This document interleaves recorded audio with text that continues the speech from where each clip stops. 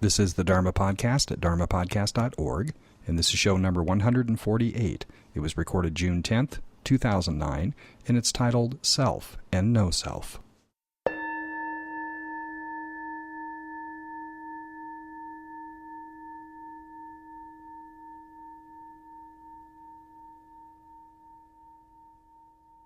I would like to introduce you to Sean, who I think was one of the very first one of the close to the beginning of the Dharma talks that I have ever been to here. It's wonderful to have you back with us. Yeah. Sean's been practicing Zen meditation for over 20 years, and it was wonderful to see him several weeks ago when the White Plum Sangha was here. Sean was doing an article in a tricycle magazine chronicling the leading of the White Plum Sangha through Muzumi Roshi's lineage. And it was wonderful to see how many people he knew, how there was such a feeling of reuniting amongst the people that came to that meeting. So it was lovely to witness that. Sean graduated from the Naropa Institute with his MFA in writing, and he's the author of the American Zen Chronicle, One Bird, One Stone, which is 108 stories, contemporary Zen stories. And he's written 3 novels. His most recent is The Time of New Weather, which was named the best novel in the 2009 New Mexico Press Women Communications Awards. Congratulations. He teaches meditation, creative writing, and literature from UNM Taos, and is the founder of the Creativity and Consciousness Institute of Taos.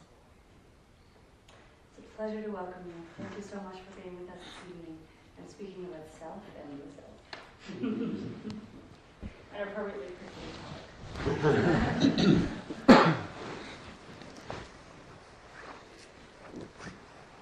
I'm just going to introduce a little bit about this topic, and then I want to do, since we've just been sitting, I don't want to muck it up with too much talk right away. I want to do a little bit of experiential practice, and then I'll talk a little bit more about it.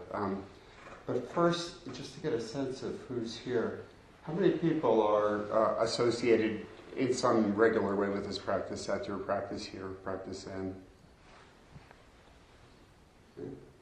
And how many people have a regular meditation practice in some other zone? How many people are here because the vibe is nice? Is there anybody here that's new to Zen practice or new to Buddhist practice? Okay. So, is there anybody who's new to meditation? Okay, good. So, is today your first time meditating? Oh, no, I'm relatively new. I started about October. Okay, great, okay. It's always interesting when you come into a group like this. You tend to have people who practice for many, many years and people who are fairly new.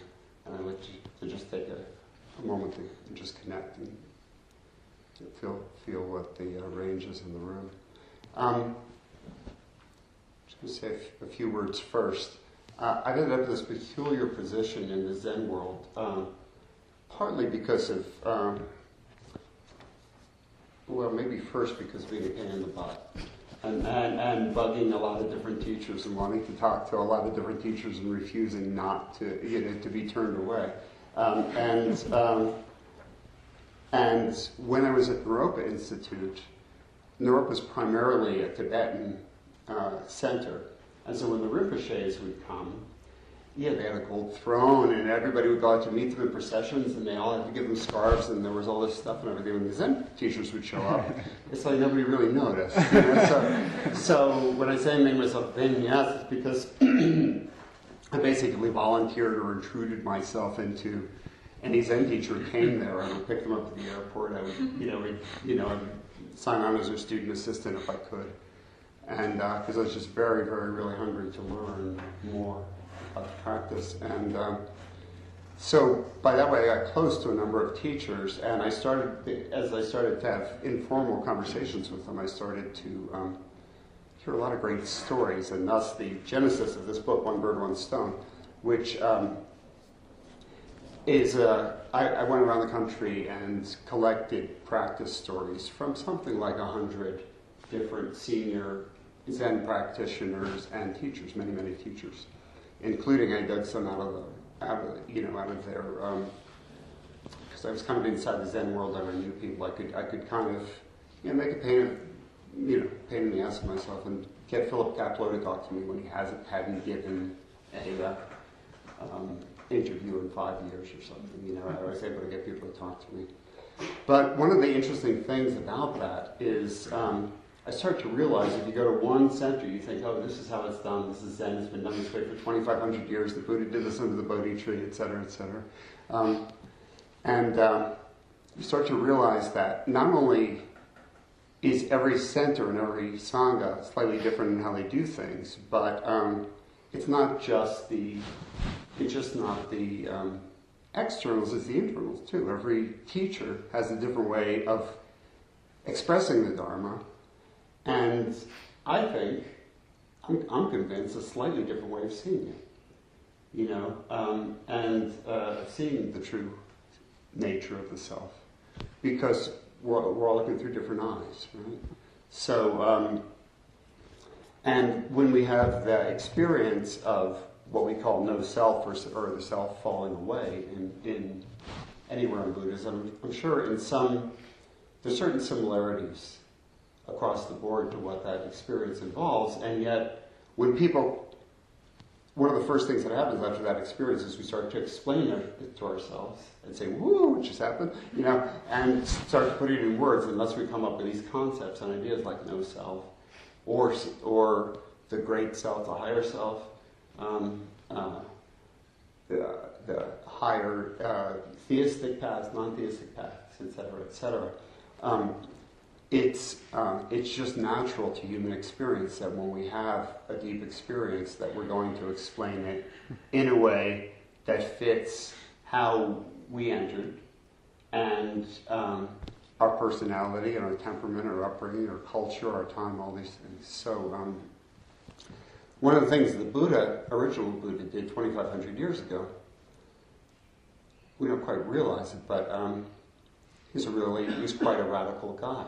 And he, when he had his great enlightenment, he had actually been told already that he was enlightened because he mastered all the samadhi concentration states that existed in India at that time.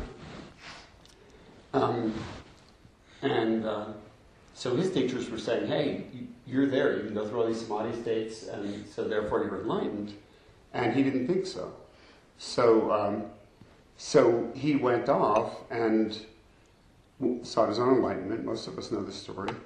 But it's very interesting because he was coming out of a path which, it wasn't called Hinduism at the time. I don't think it was called Hinduism until the British were in India, and they named it something because the people there didn't feel a need to call it anything. So you can call it the Vedic paths or whatever. They were theistic. But when the Buddha had his Great Awakening, he really wanted to set off what he experienced from what existed, which, in his view, demanded reliance on, all this ritual and all these offerings, and the caste system was involved in it, which he abolished in his order, for one thing, and he was angry that the Brahmins, the highest caste, the priestly caste, were the ones who only thought to have the direct access to God, basically, and there's a lot he looked at that he didn't like. So when he came back from that experience, he really set himself apart by saying that he felt that the fundamental truth that he had found, he expressed it as no self, that there's no separate self. And this is a, when you hear it, you think, what? I mean, obviously here I am, right? What's the deal? What's he talking about? Since I've been teaching meditation at a college level, and have had to translate some of this into a completely secular zone. I don't go and wearing this to the college classroom. I don't go and presenting doctrine. I'm trying to, cut down to what are we talking about in basis. And I've also had some exposure to yogic traditions and to Taoist traditions, and actually Zen contains all of that. because he came out of India from the Vedic traditions, turned into Buddhism, went through China, picked up Taoism on the way, and went on up to Japan and over to here. So it actually contains all of those threads. And having encountered this unusual breadth of practice, I started to see how they connect, and have started to interpret it for kind of a more general audience. Because what happens is when we hear this thing like, "Whoa, no self," or the absolute nature of reality, it all sounds so highfalutin and big and ungraspable and far away. But the fact is, it couldn't be closer, you know. And not only that, it's not different from what people are talking about when they talk about the higher self, the experience of no self. Yeah, it's a different way of practicing, it's a different way of seeing, it's a different way of expressing it, but there's only one absolute, right? So all the spiritual paths have a mystical element that goes there, and the mystics all talk about letting go of the self, surrendering the self, feeling the self dissolve, all these things. So, however, I've come to realize that although this path, this experience of no self can be deepened and deepened and deepened and integrated further and further, the actual experience of it is not so esoteric at all. And my mission, particularly in Buddhist centers, is to try and present this in a way that helps people to see that, because it's just very easy to get confused and think that because this has been translated down through the ages and that it's something...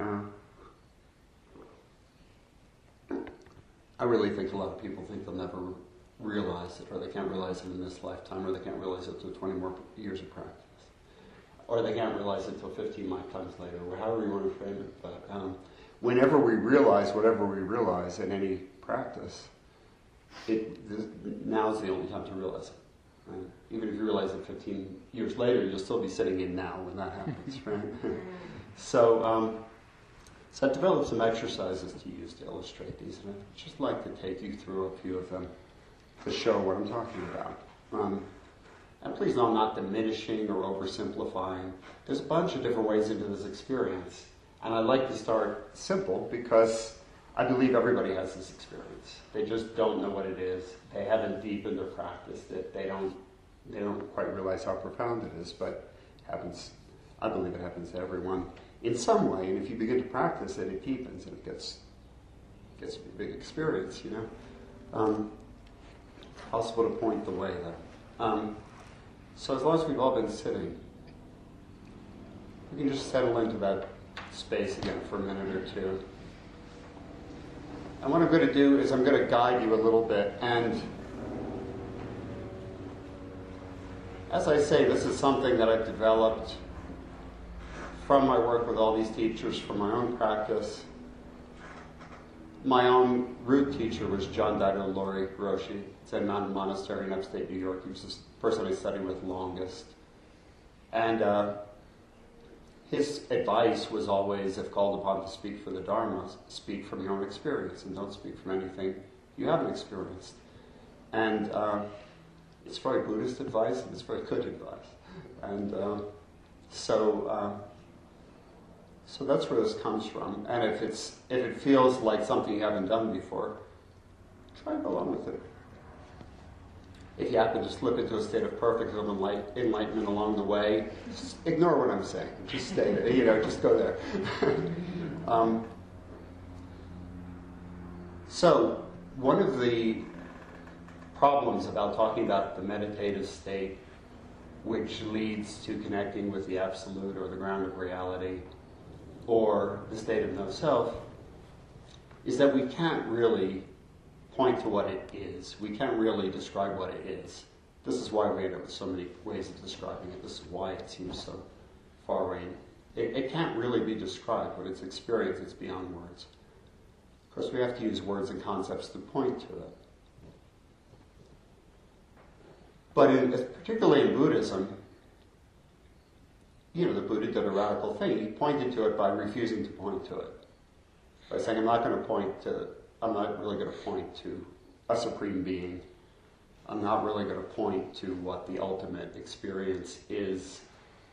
Or I'm going to point in a way where one of the things that's done in Buddhism is it's pointed to by saying what it's not.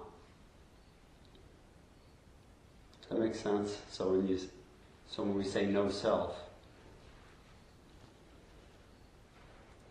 when we say the universe, the absolute experience of the universe is empty, it's not really different from saying it's one.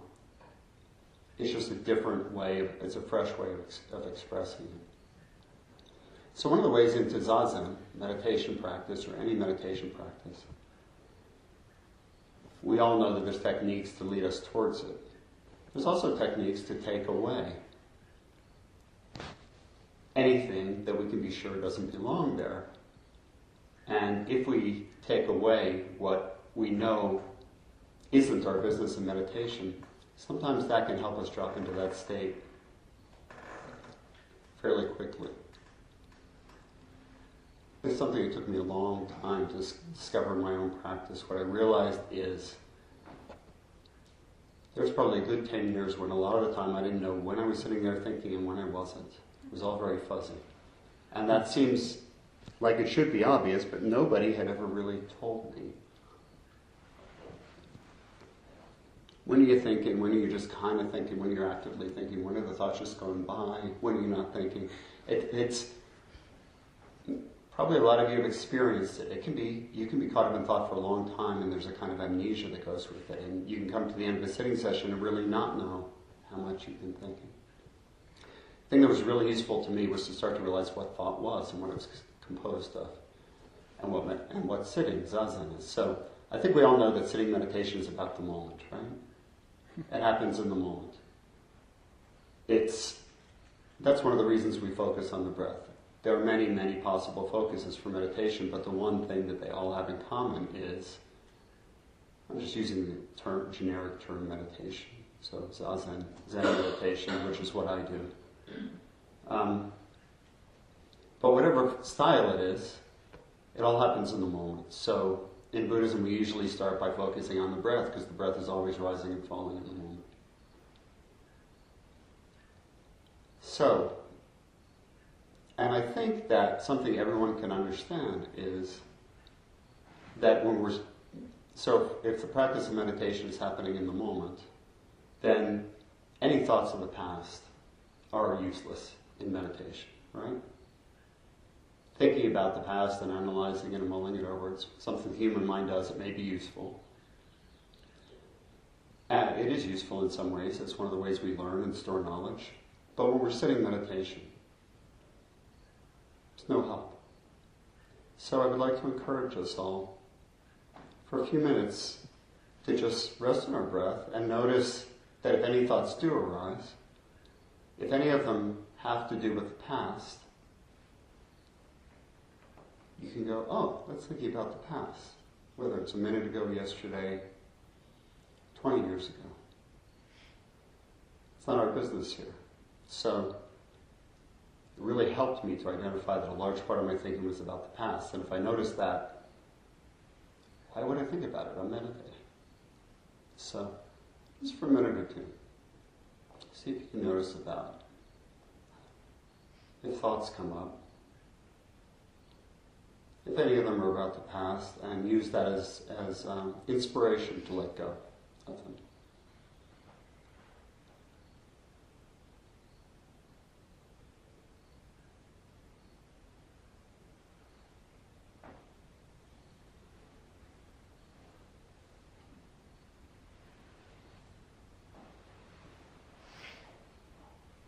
And as we're continuing to sit and look at our thoughts,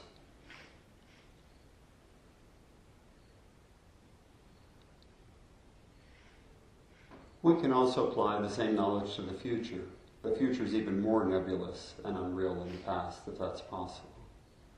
And the past leaves its imprints upon our emotional bodies, our physical bodies, our minds. And that way it's present. The actual past is gone, it's not real. But the future is even more nebulous. We all know Santa Fe could be hit by an asteroid before the talk is over, and there could be no future for any of us. So whatever we've imagined, I don't think it's going to happen. Relax. But we've all seen it happen to other people. We all know that life is unpredictable. We all know that this imagined future that we think is so real, we've all had the experience of worrying about something that never came to pass. We thought we had some dread disease. We thought some dread relative was going to come visit us. We thought, our plane was going to crash. We've all had the experience of something that frightened us through our projection of the future that turned out to not be real. Well, the truth is that none of it's real. None of the future's real. It might happen, it might not. So the sitting practice is about resting in reality, finding the nature of reality. We can be really pretty sure that any thought about the future isn't going to do us any good. As we continue to sit for a minute or two,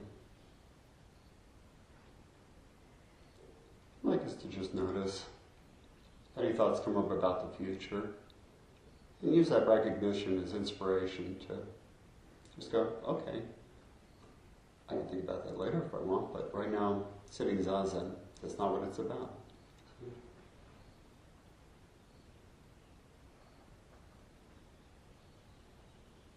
One of the things we discover is if we let go, if we're willing to notice and let go of thoughts about past and future, that takes care of a good percentage of our thinking, most of it, the majority of it.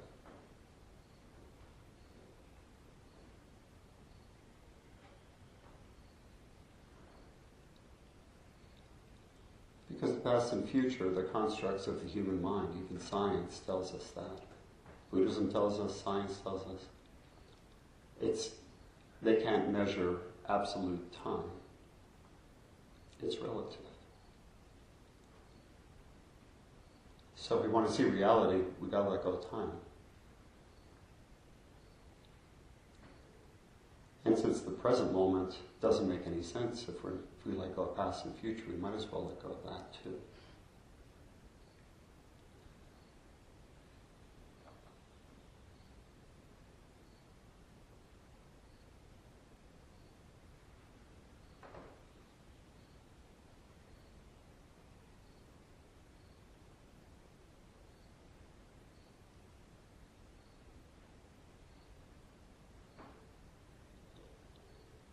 And so before we talk more, I'd like you to just take a minute, and if you have been fortunate enough to be able to drop off thoughts of past, present, or future, and your mind's probably pretty quiet, so just take a minute to look at the quality of that quiet mind.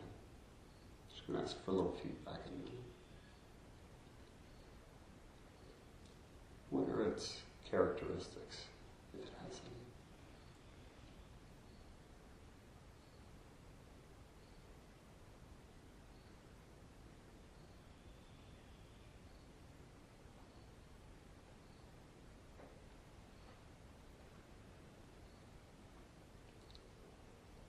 Okay, so just so we have a chance to finish talking about this and do a little bit more. Let's come back.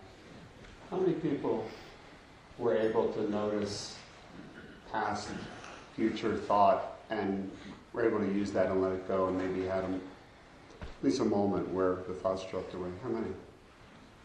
Okay, so no technique works all the time. Sometimes you look for thoughts, and as soon as you look for them, they're gone. That's even better.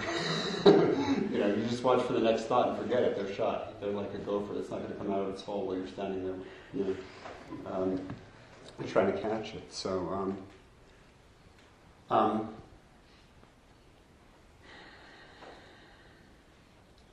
another way into the same thing is, so does everybody get what I'm saying? The past is not real.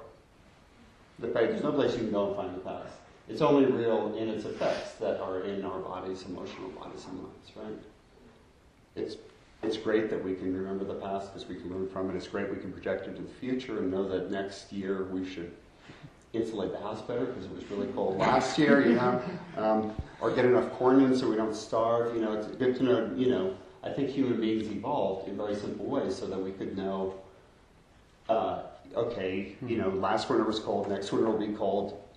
Okay, let's, change our behavior, right? So, and when we use our capability of learning and remembering and projecting, and we put it into and project it to the future for something like that, it tends to work. But what tends to happen is this takes our mind over. And we start to think the past is real, and the future is real, And the present's just a fun little trick like all that too, as long as you're letting go of it. Sometimes any thoughts that that you can't categorize will go then. Now understand, I'm not trying to give you something extra intellectual to think about. I'm trying to give you something that you can practice. It may sound stupid, but for probably 10 years, I was often unsure whether I was really thinking or not. Really helped me. And then, beyond this, there's another thing to try, which is, this is all incredibly obvious to me now, but I was very slow. If words are going through your head, and you are getting caught up in them, you are thinking. This is a great revelation to me. Okay. Now, what does this help you with? What does this give you? Okay. At the beginning of meditation practice, we rest in our breath, and when a thought comes in, we let go of it, right? It's not that thoughts are bad. It's that as long as we're caught up in the distraction of thoughts, most of them are mundane and meaningless, right? If the thought happens to come up in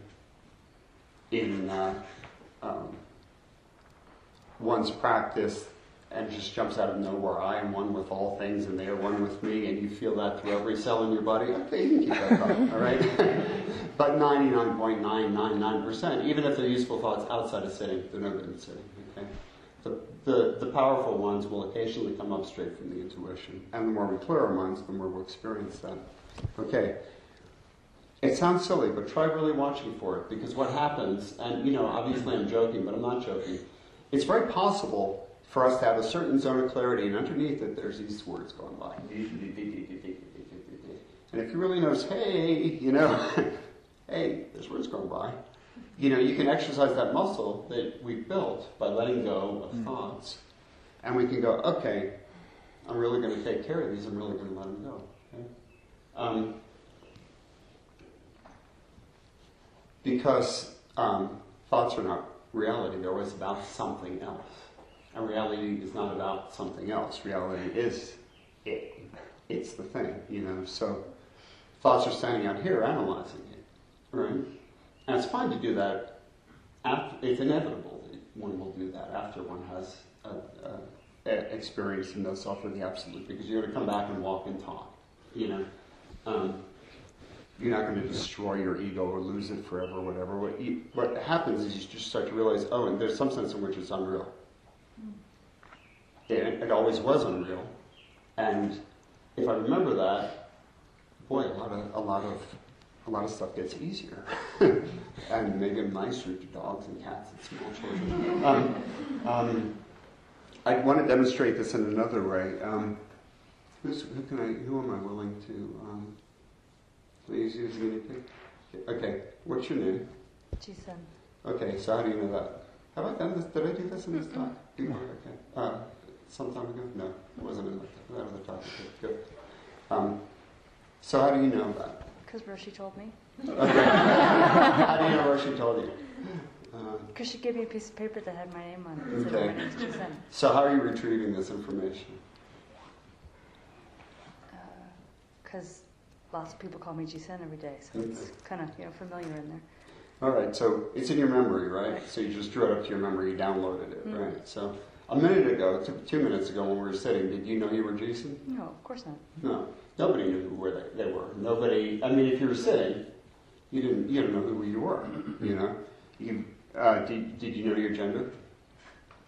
No, you weren't sitting there thinking, I'm Jason, I'm Jason. We do think some version of that, most of our lives. We actually do drive around doing that a lot. But, so what year were you born? 1977. Okay. So And what's she telling me about? Past. Her past, and or if I said, tell me about your past, Jason, or if I said, tell me about yourself, would I get much the same information? I probably would. In other words, one of the places that the self is projected into, as though it were continuous, is the past. But if you start to realize that when you're sitting, that past isn't there, you've forgotten that past. Yeah, it's in the memory bank somewhere, but it's not active. Okay, so that's what the practice is pointing to. Not only that, I think I've already convinced you that you have no idea what your future is going to be, do you? I mean, you got all sorts of projections. Yeah, Trust me, I have no idea. She's got no projections. All right. Lots of projections. All right, good. That's good practice. Okay, so if at least in our practice we can drop off our projections of ourselves into the future. You know, what am I going to be like when I'm 80, when I'm 70, when I'm 60, when I get this job, when I get that job, when I get that spouse, when I get that house, when I'm finally out of debt, when I finally have a good job, when I finally get my garden finished, blah, blah, blah, blah, blah, blah, blah, blah. How much do we do that? Okay, so one of the reasons I'm giving you this technique is that I find it incredibly useful, not only in Zazen. I mean, frankly, when I first happened upon it, it worked really, really well for a few months in Zazen. Then it stopped working. Why? Because everything stops working. You got to find it. But it still works sometimes. The self finds a way around it, or you get bored with it. But I still find it really useful in daily life. You know, I notice I train myself out of worry. I do not worry. Because worry is projecting into the future, and I know the future's not real. So I'm not going to do this. So you can take control over those thoughts that are running you and panicking you. And same thing with guilt and regret. I don't have any regrets, really, honestly.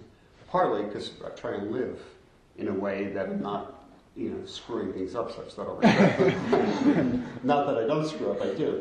But I know I'm doing my best. But also I just know that's not real.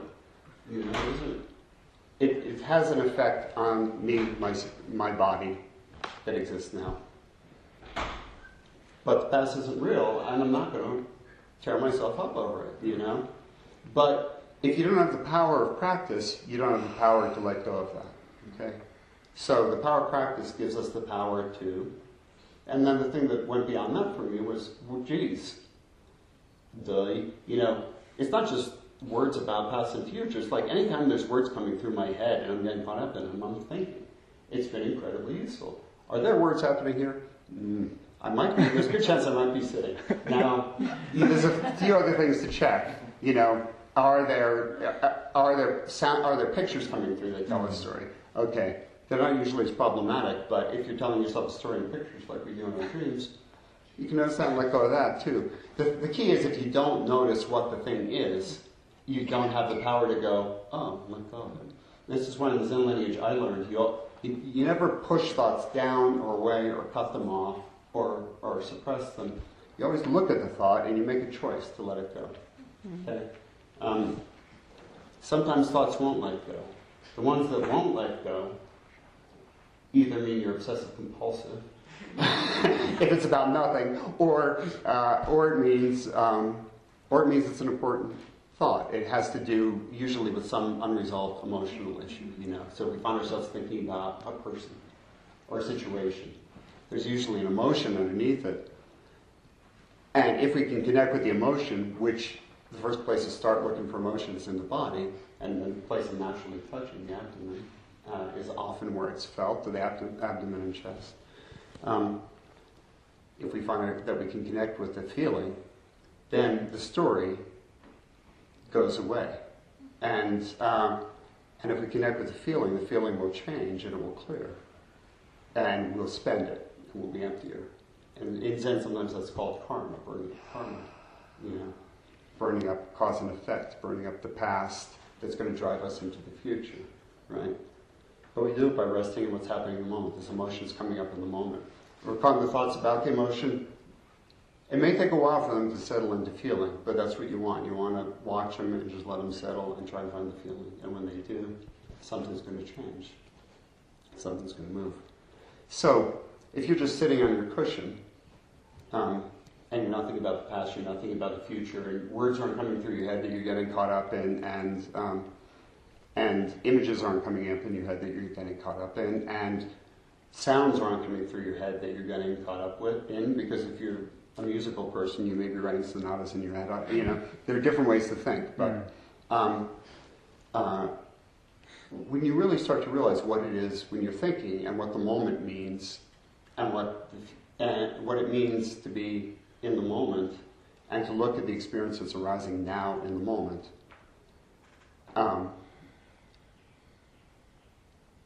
then you're sitting meditation. You're sitting zazen and you're really doing it. And if you're rigorous with yourself, then you're resting in reality. But what else are you also resting in? Where's Jesus when you're doing that? There's no Jesus. It's not until you download it again and cast and project it into the past and project it again into the future, does Jesus appear. And it's very convincing. Especially convincing to Jesus. Sorry to pick on you, but the same thing happens with Sean. But, you need Jesus, you need Sean. I'm going to walk out of here, and if a cop pulls me over, I'm going to drive back to Taos. I'm going to explain to him, I am Sean Murphy. I have a good excuse, officer. I'm going to tell him a story. But if we're sitting telling ourselves a story of some kind in our head, we're not in reality. We may have an experience of reality that we will later codify into a story and into concepts, and we will store them that way, and that's okay. And that may even lead us back. Because when I say notice the past, if you're thinking about the past, that's a concept, right? But I'm not trying to hand you reality. I'm trying to give you a practice that points you towards reality, right? So it's fine to store things. There's nothing wrong with a conceptual mind. It's really useful, even in practice. So when we're really resting outside of telling ourselves a story, and the self is, just to sum it up in Buddhist terms, the self is a story we keep telling ourselves over and over again until we believe it's real. And it's worth sitting with, that it actually is exactly so. If you think about a baby who's born as pre-verbal, they don't even know they're separate from the world. They don't know they have self. They don't know they're separate from their mother. They don't understand space. They don't know this is separate from them. They don't know if they're walking along the altar that the floor's down and it's separate. They don't understand any of this stuff. They see the world as unified. That's not enlightenment. But we all went through that. And to go back to that state and to integrate it with our waking, thinking minds, that's where this enlightenment work starts to connect, So everybody's experienced it because you were born into no self. All you knew is, you didn't know anything. You didn't even know here I am because you couldn't say it, right? And that's also my theory about why children don't have memory usually until a certain point is because there's no language capability yet, and a lot of things don't get stored. I know some people have pictures from way back, and I've found some pictures from way back through sitting, and I think some of them do get stored like that. But usually memory and creation of a self start to come along around the verbal realm, right? We start telling the story, so what else do I want to say about that? Let me just, the other thing I discovered in doing One Bird, One Stone is that I think that the strongest teachers I met were the ones who, inside the form, and in Zen we have a rigorous form, inside the form found freedom and found a way, weren't afraid to invent something like, for instance, the technique I just gave you, to find their way in for as long as it worked. Now, if that works for you, and I know it'll work for some of you, you go away and you go, oh, that's great. And that really pleases me. But it'll stop working, so you have to find another way, right? Okay? So I just want to, this actually probably needs to be a series of talks, but... Good. So we can get more into it. But just some of the places that the self is not found. We just found that it's not found in the past. The true self, the real self, which in Buddhism we call no self. You can't find it in the past. That's not the real one. You can't find it in the future. You can't find it in time at all, right? I mean, you have to be in the moment. That's a concept too. The moment's not even real because time's not real. It really isn't. I mean, read your quantum physics. It's not real. Read Dogen and read your quantum physics and sit and look, and you will find that you're always in the moment, wherever you do. It's as though you're on this vast sea of time, but you're always in this little ship of the moment, and in a certain way, you're not going anywhere. You're always right here. You know? And the moments are always right under your feet. That's where you find no self. That's where you find this experience. It's also not to be found in space. I won't go into this talk, but most of us probably know space does not happen in the eye. Space is constructed in the mind. And if any of you had been congenitally blind from birth, and we gave you a cataract operation right now, and sight was restored, and these studies have been done, you would see color and shape almost immediately, but you would not see depth. You wouldn't know that. I read about a guy who went through that, taught himself to see depth. It took months by every morning wake up, take his boot out from under the bed, throw it across the room, take a step, see if he could reach it, take another step, see if he could reach it, take another step. Eventually he learned how many steps it would take based on how he saw food. That's all constructed in the mind. Even what is kind of in the eye, like color and shape, would be really different if we were dolphins or if we were animals that had more color vision or less color vision, right?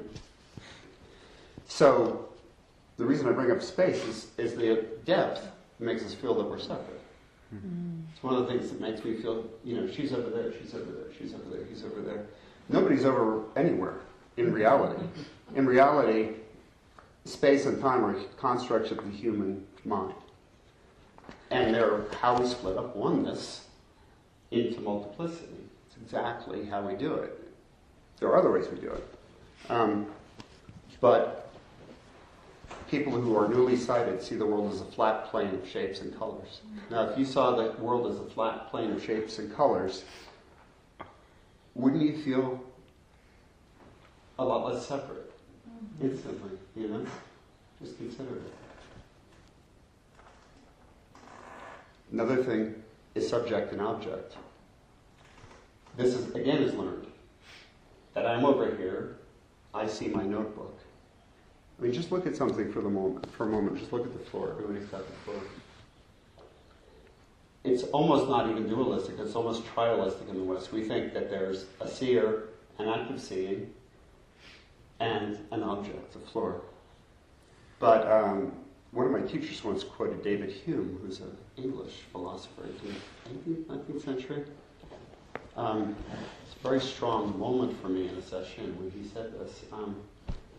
He said, David Hume, English philosopher, said that if you look really closely, you can't find any perceiver, active perception, and objective perception.